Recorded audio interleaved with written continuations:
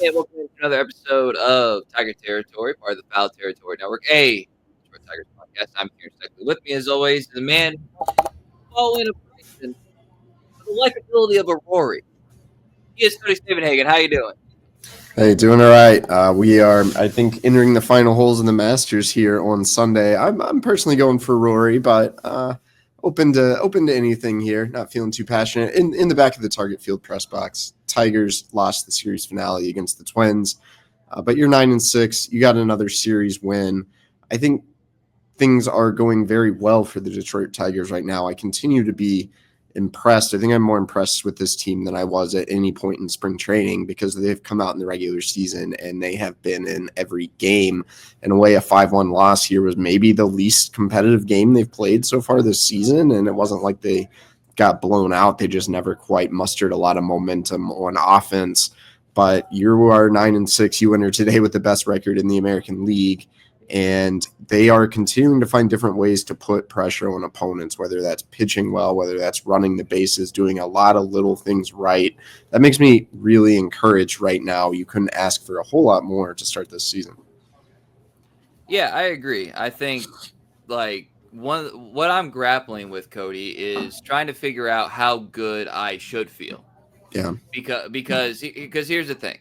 Like this schedule, we all looked at and we thought, it was kind of front loaded, to begin with. And by the way, you're gonna go to Milwaukee and you're gonna play a team that was no slouch last season either, right? So the one cupcake, if you would, was the White Sox. What did they just do? They just took 2 out of 3 from the Red Sox.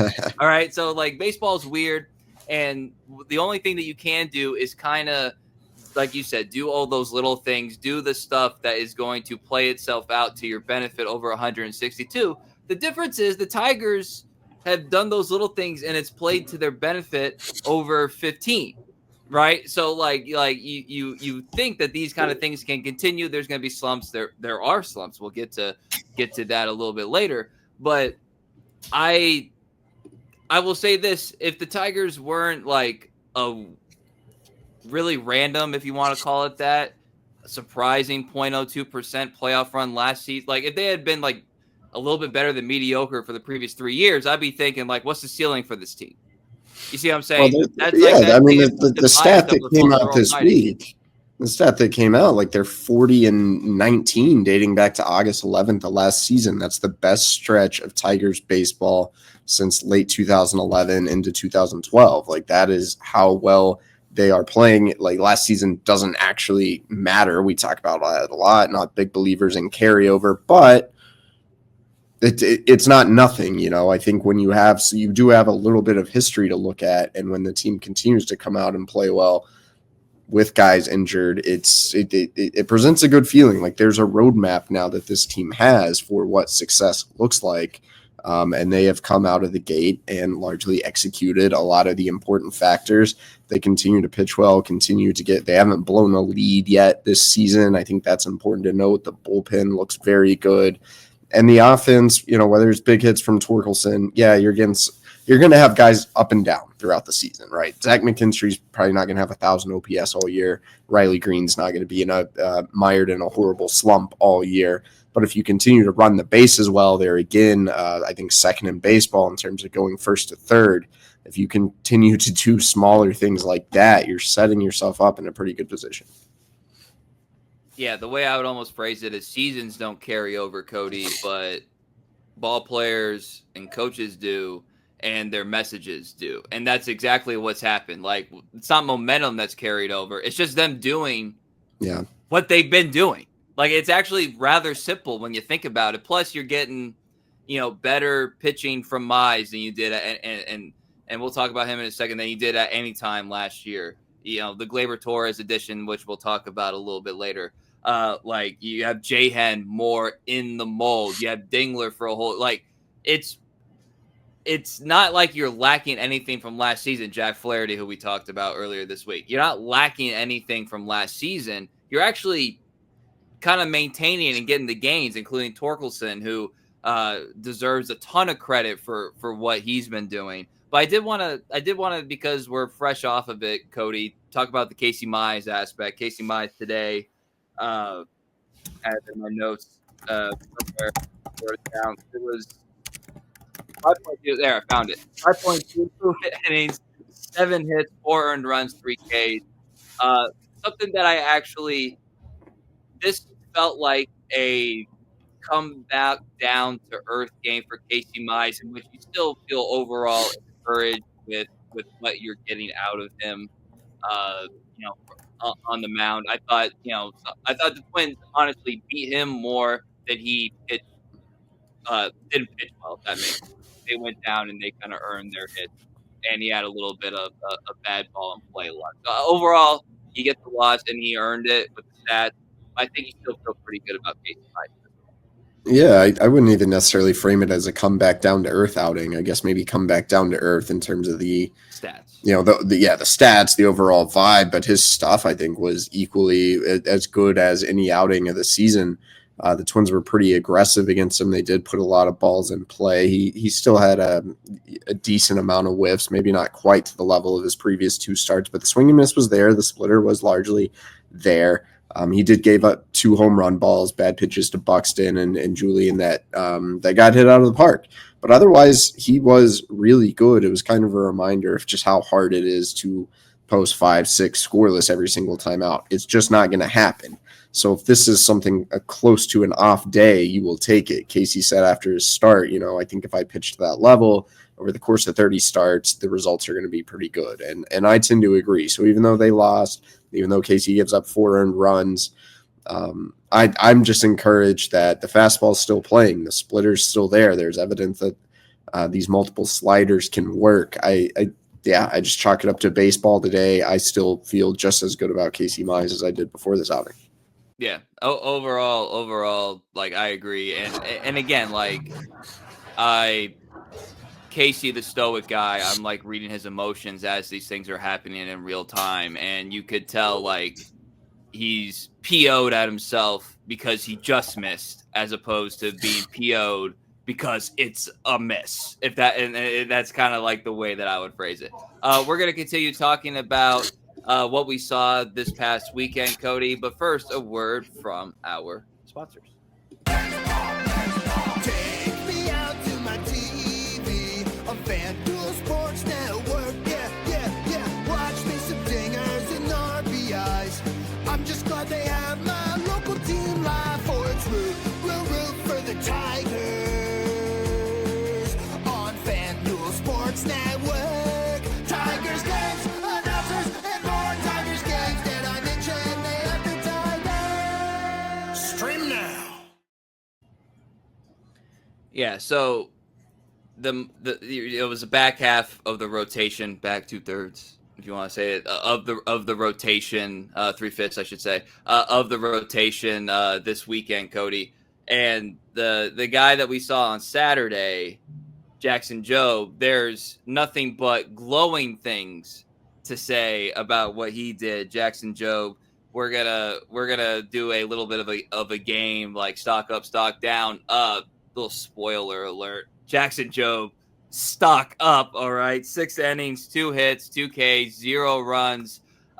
His first professional win, kind of a week of first. We just talked about Casey Mize, his first win at Comerica, right? So recently, first career win for Jackson Jobe. Congratulations. But man, was he fun to watch on Saturday to clinch a series victory for the Tigers against a divisional foe. Yeah, Saris at The Athletic had included Jobe in a recent article, talked about pitchers whose results so far had not matched what you would expect based on their stuff plus. We've talked about how Jobe has an elite stuff plus metric right now. The characteristics of his pitches suggest he is going to be an all-star caliber pitcher at some point in his career. I mean, literally right now, that's how good his stuff already is.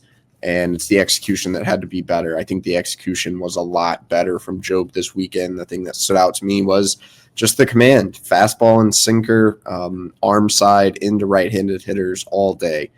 He pounded them. He made them work, and I think that opened up the cutter/slider on the outer half of the plate to righties. He was able to do a lot of different things there.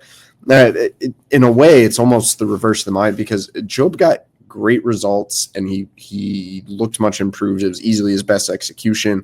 I kind of left like, gosh, there's still so much meat on the bone left for this kid. He only struck out 2 batters. The fastball, although he commanded it well, it had an 11% called strike whiff rate. That's like not gonna fly.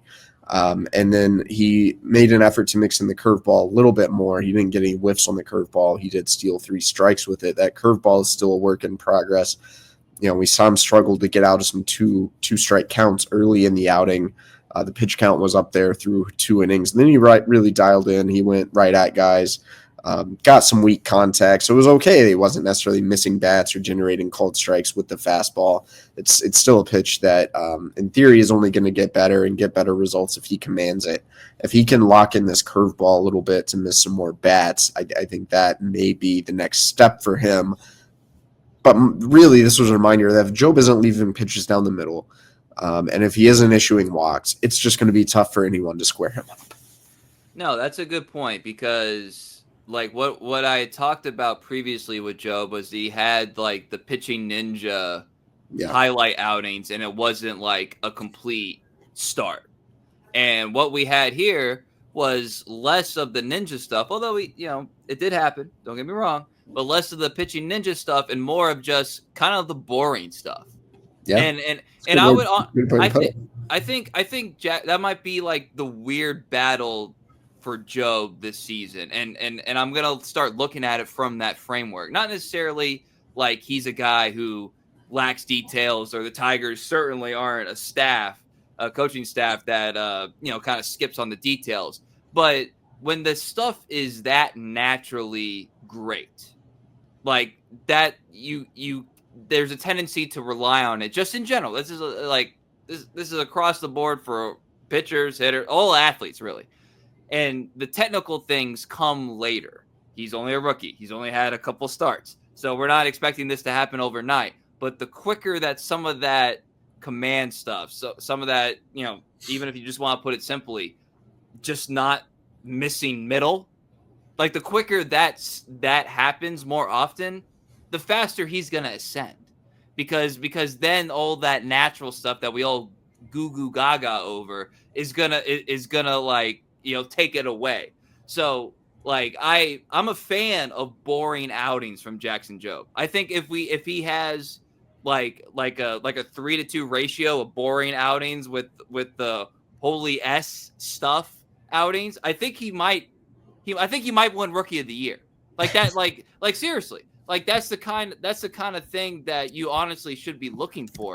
And that's what we had today. Again, divisional on the road against a team that is chock full of talented hitters. On a side note on that, Cody, I'm pretty happy to not have to see Bader and Buxton and Wallner in the outfield anymore. I'm pretty over that. I'm pretty over them just going after every ball. That's just like a side note. That has nothing to do with Jackson Jobe, obviously, but they're fun to watch. Don't get me wrong. They're just not fun when you're looking for the other team to have some hits drop. But anyway. Yeah, no, a couple other little notes on Jobe. It feels like he hasn't had all that great of a start to the season, right? He has a solid 3 flat ERA, and if his ERA is anywhere under 3.5, he's going to be a legit candidate for Rookie of the Year. I also thought that was our first look at Tomas Nido with the Tigers. He caught that game, obviously up for the injured Jake Rogers. Thought Nido did great navigating Jobe. Maybe a little bit more experience was almost nice as no knock on Dylan Dingler or Jake Rogers or anyone. But AJ Hinch told Jobe before the game, like, hey, this guy's caught Jacob deGrom. All right, like he knows what he's doing. Just trust him. And I think it came out like Jobe didn't shake him a single time. Nido was not afraid to keep calling that fastball and to be aggressive. It was interesting with how he mixed in the curveball. Nido's probably just here until Jake is back and healthy. But I think it was kind of a reminder of like how lucky the Tigers were to get a guy like that as their third catcher. This is I think even a tier above kind of some of the normal journeymen that you might see fill that role. Like Tomas Nido's a big leaguer and like he knows what's up. He was a Gold Glove finalist before. First look at him was pretty encouraging. Yeah, I would agree. And happy late birthday to Tomas. And it was it was fun to kind of see the old wily kind of journeyman type with the hot shot. That's one of the things that I love about baseball, when you get sort of mashups I should say, like that. So shout out Tomas.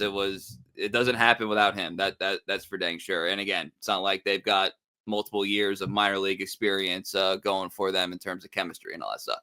All right, we're going to get to our game. Stock up, stock down. I don't know if you heard, stock market, pretty big topic this week. I have thoughts on that, and I thought, hey, that'd be a good theme for the podcast. Stock up, stock down. All right, we're going to get to that after a word from our sponsors. If you're looking for premium clothes at an affordable price, you got to check out True Classic. AJ, you're rocking the True Classic shirt right now. Oh, believe it. Look at this thing. Look at it. Soft. It fits perfect, even with these guns. Not too tight like Scott likes it. Little bit of room to move in there, right? Look, you can wear it under a suit. You can wear it out to dinner with some nice jeans. You can wear it to the gym if that's what your game is. Whatever it takes, this thing fits great, feels great. Great shirt. The long sleeve Henny for these cold, kind of warm spring days. Perfect. Yep. Build the perfect outfit in 5 minutes or less. Everything goes great together. Free shipping on all orders. It's designed to bring out your best features with a perfect fit. So, FT fam, whether you're bundling up for the cold or getting ready for spring, level up your style with clothes that actually fit right. Go to our exclusive link, trueclassic.com/foul to save. That's trueclassic.com/FOUL. Shop now and elevate your wardrobe today. FT fam, get after it. All right, coming back here. Not to be down, Cody, but I do feel like the more prevalent stock up, stock down would be a stock down for one Riley Greene. This is a guy listeners know you and I are very high on. I think the ceiling is pretty high for him. The floor is also high. Right now, the floor is kind of coming out from underneath him at the plate. Now we'll give him credit. He did make a nice kind of diving catch in center field this weekend. So I'll make note of that. But it doesn't change the fact that he's, if my numbers are correct, 1 for 24, 1 for his last 24, I should say. And that's about a week span. And he's got 14 Ks. I think I have that correctly. It's just, he does not look comfortable. I don't think he's seeing the ball as well. There were pitches today that I thought, there's a different time of year he's crushing that, and it's just not happening for him right now. So you kind of have to just say what it is. He is struggling. Riley Greene is struggling right now. Stock down. Yeah, I posted a chart on X that looks at his rolling OPS throughout his career, and it really kind of highlights some of the brutal slumps he's encountered in a short time. Still, what's a short time in the big leagues? Like I said last episode, I think the hope entering this year, he's got an all-star season under his belt. He's a little more experienced. You would hope maybe he could kind of smooth out the valleys a little bit. And obviously, that's a lot easier said than done. He's really going through it right now. Talking to Riley after, I believe it was a 3-punch-out game. It was like, yeah, I'm just missing pitches middle. Like, I don't know what's up. Just watching him, I think it's simple. Like, his head's in the first base dugout half the time. It's like the little league, like keep your eye on the ball type thing. So maybe he's trying to do a little too much. I don't know. Kind of respected his method of getting right. He was nursing a couple Coors Lights after the game. So, maybe that's all it'll take to clear the mechanism. Riley holds himself to a very high standard as a hitter. I think he was frustrated, but in another way, he has been through this before and he does know how to get out of it. And I wonder if experience will play any factor in maybe helping him snap out of this a little bit quicker, because you definitely don't want to see it linger any more than it already has. It's one of those things that it feels good, like if you're the Tigers, to get wins and win 2 series amidst this like cold as the Rocky Mountains. There's your pun. Stretch that Riley Greene is on.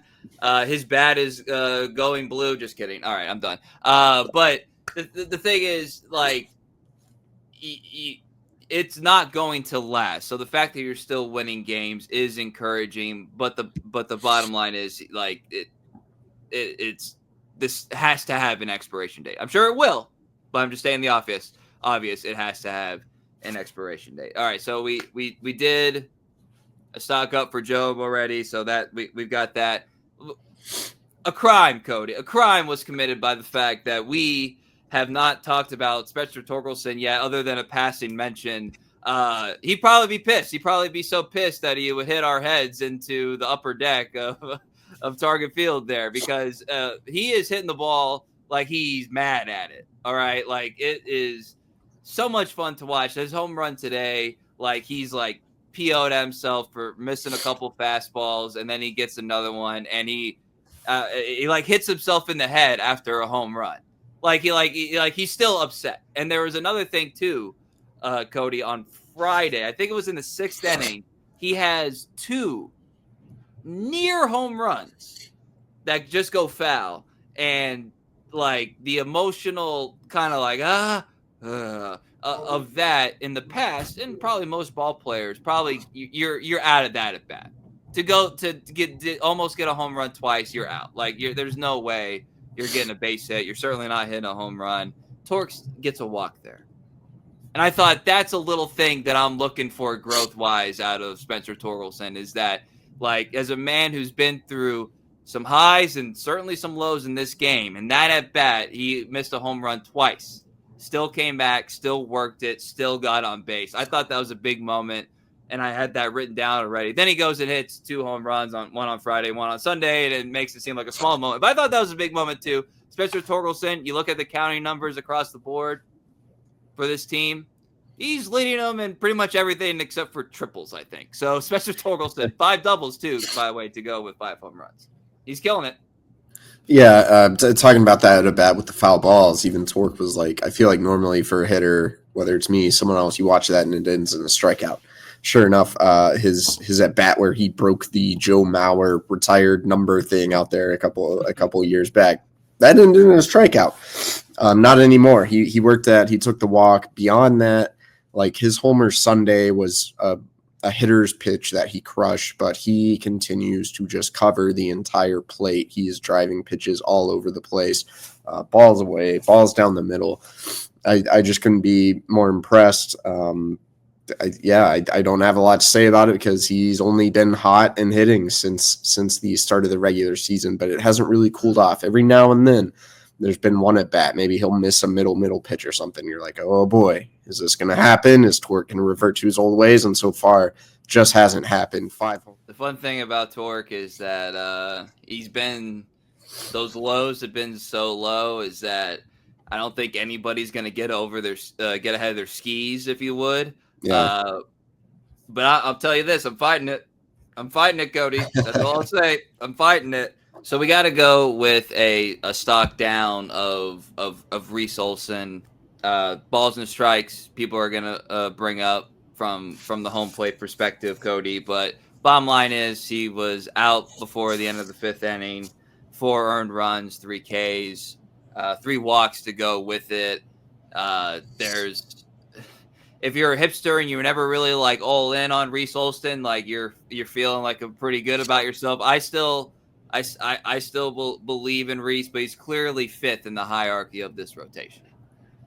If Reese Olson is the 5th in the hierarchy of your rotation at this point in the season, you should feel pretty good about your rotation. I think he obviously has not been his sharpest, but we've seen him have a lot of success at the major league level. We know it's in there.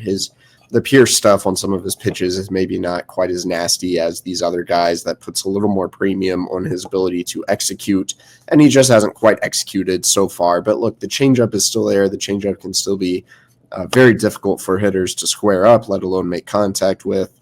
He just can't be getting behind in counts. I think he really struggled to get ahead. He really struggled to stay ahead. He struggled to put away hitters. It was a little bit of a tedious outing. It was a very long game.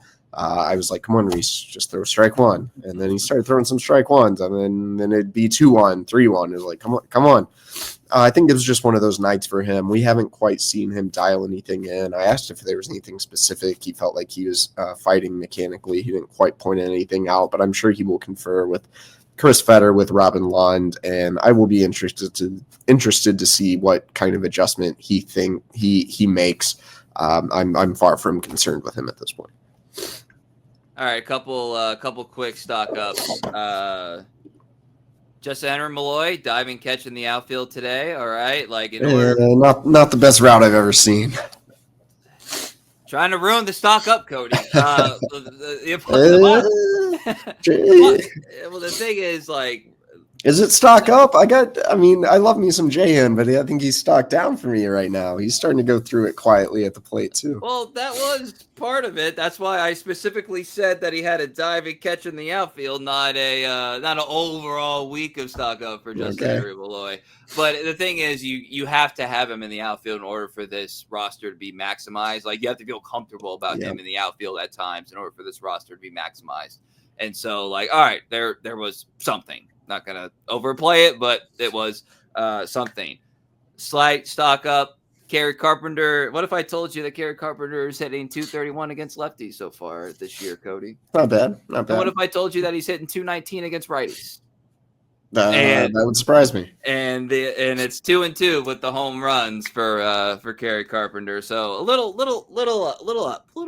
up for Kerry against lefty. Just a little up. A guy who sees it like you need him to hit better than 219 against righties. You do, and it's somebody that, like, I still can't get my arms around what the start to his season has been. Like, I keep going back and forth on so many different variables with Kerry Carpenter. Obviously, you like have him in the lineup there at the top, and you need him, and he does enough of the highlight stuff. But it's like, I think he might be close to getting locked in on a little bit of a different level, especially against right-handers. He's I think showing some good signs at the plate.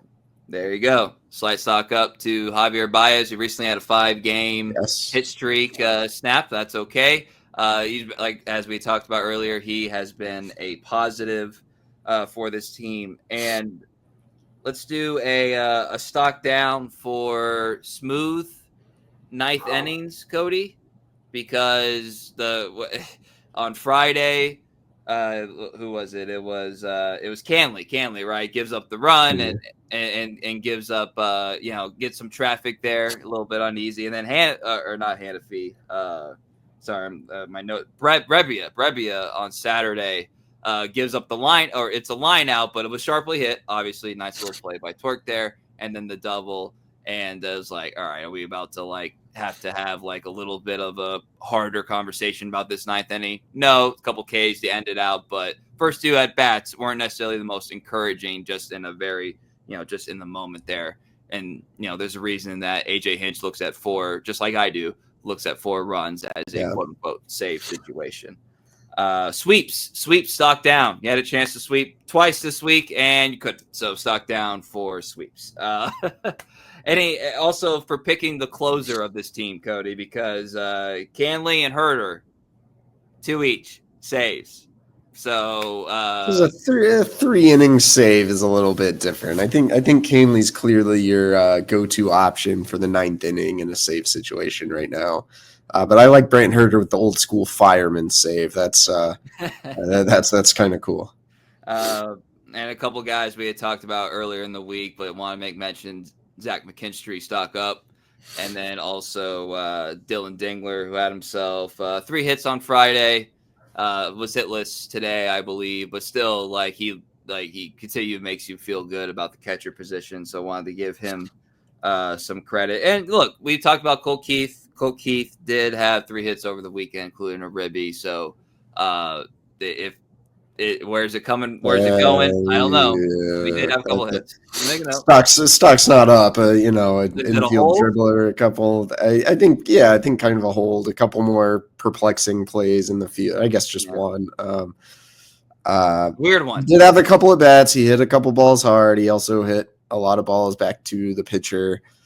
I think it's going to be in there with Colt. He's finding ways to be somewhat productive despite clearly being off. But you're starting to see the frustration, I think, on his face more and more. He does eventually have to hit the ball to right field, Kieran. That's what I'm kind of waiting to see, and it just hasn't happened yet. He's going to have to get it figured out. But guess what? He didn't get sent down to Toledo, and guess what? He's not getting sent down to Toledo anytime soon. Well, we'll do a FanDuel Sports Network player spotlight on one Gleyber Torres, who did come back this weekend, who did wasn't sure. that was something that was going to happen, Cody, but they made it official. Brewer gets right before they play the Brewers gets sent back down to Messed up. get sent back down to Toledo to make room for Gleyber. Gleyber, for his efforts, had 3 hits in 2 games this weekend. The reason that he's our player spotlight is that this is somebody who is a key part of your offense, and all the winning streaks or winning habits that have come largely without him because of the injury. So I think it's still something that people need to see. That is why he was a $15 million guy that the Tigers were willing to shift around their configuration in the infield for. So that's why he's a player spotlight, not because he hasn't done it. He's failed to do it. It's just that he hasn't done it just because of the injury. And he is a relatively everyday guy. So I wouldn't expect him to have very many IL stints, knock on wood there, and very many IL stints this year. So at FanDuel Sports Network, player spotlight, baseball 30, FanDuelSportsNetwork.com/packages for a 30-day extended free trial. That's baseball 30. Gleyber Torres, our FanDuel Sports Network player spotlight. Yeah, I've been impressed with Gleyber, Kieran, and his baseball IQ, I think, has been a little bit higher than I would have expected. The defense, we've already seen hints of that actually not being very good. But the base running, he's been great on the bases, which isn't his reputation. But he has a very good feel for the game, it seems. I think he's been a good influence on some of the younger guys, even on Javier Baez. They're conferring before and after at bats. Gleyber is a pro. I've been very impressed in my little time around him. We know he's a good hitter. Bringing positive things to this team if he's able to continue to stay on the field, and if he keeps running the bases like this, that's one of the things that stands out from this series. Matt Wallner, Twins right fielder, has a great arm, 97th or 99th percentile, can throw the ball up to 97 from the outfield. Kieran, the Tigers ran all over him, and part of that was just the mentality. If it's first to third, we don't care who it is we're sending them. Part of it was little things. I think it was Torque who tagged up. He tagged up because of how high the ball was hit in the air. They thought it would. That's how closely they're looking at it. The higher the ball is, the difficult it's going to be for the fielder to generate momentum toward the plate, make a quick release, make a strong throw. So they saw that ball high in the air. They said, "Torque, you're going." He went. He challenged Wallner's arm. He scored. The Tigers continue. They are doing a lot of these little things better than we have seen from this group before. A lot of little things that are paying off right now and hopefully put you in prime position when you have something close to a complete team, which Lord knows when that will happen. But if they can continue to stack series wins like this, they're going to have to be taken. I think they're taken seriously by all of the league, but I think you're going to have to start looking at them in a slightly another tier if this continues. So we'll see what happens in Milwaukee. But back-to-back series wins against 2 really talented teams, including the reigning American League champs. So you can follow us on X, formerly known as Twitter, at Cody Stavenhagen. I'm at Kieran_Stecklet. Pod page at Tiger Territory _ YouTube, Instagram, Spotify, Apple, 5-star review, follow, like, subscribe. You guys know what to do when you're on those apps. You don't have to have me to tell you what to do. But we appreciate everyone following along as this season is very exciting and it's only April 13th. So who knows what's going to happen, but Cody and I are going to be here chronicling it all. So for Cody Stavenhagen, I'm Kieran Stecklet. Everybody have a great day.